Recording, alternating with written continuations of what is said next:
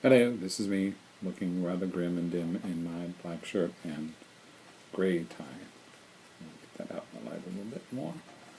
The office is not the best lighting situation for video.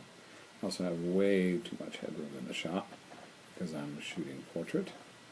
But we're going to muddle through. This is being shot on the iPad, and that's what I have. So I wanted to address the questions you might have about why an older British text. And I think it comes down to how the authors neatly compacted philosophy and practicality. I wanted to make this course not so much about principle, but about practicality, communication principles, which you learn when you study the discipline. The practice of teaching it is a variation, and a unique one, or at least a different one.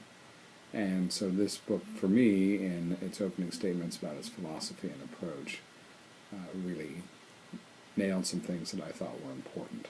Not to prejudice you too much in its favor, or I hope not against it either. It's definitely worth a read. I think the main difficulty you might have with it is it has a lot of acronyms, other items that are unique to the UK and their school system. But what I'm going to try to do, as you may have noticed already, I probably mentioned in an earlier video, although I'm shooting this one first, kind of like a movie shoot, we're not doing the scenes in order. We're doing them as I think they're important to cover.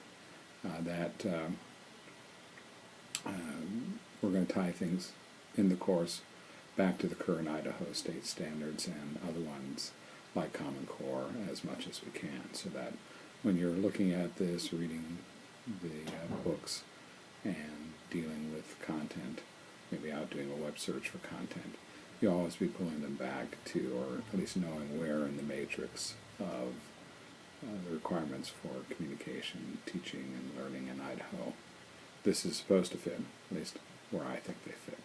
So enjoy the book, read it, appreciate it for the good things it has to share. Any textbook is now not holy writ, if I may use that expression. It's a tool, a launching pad, an idea, a series of ideas for you to capitalize on in your own work and your own practice. So, enjoy.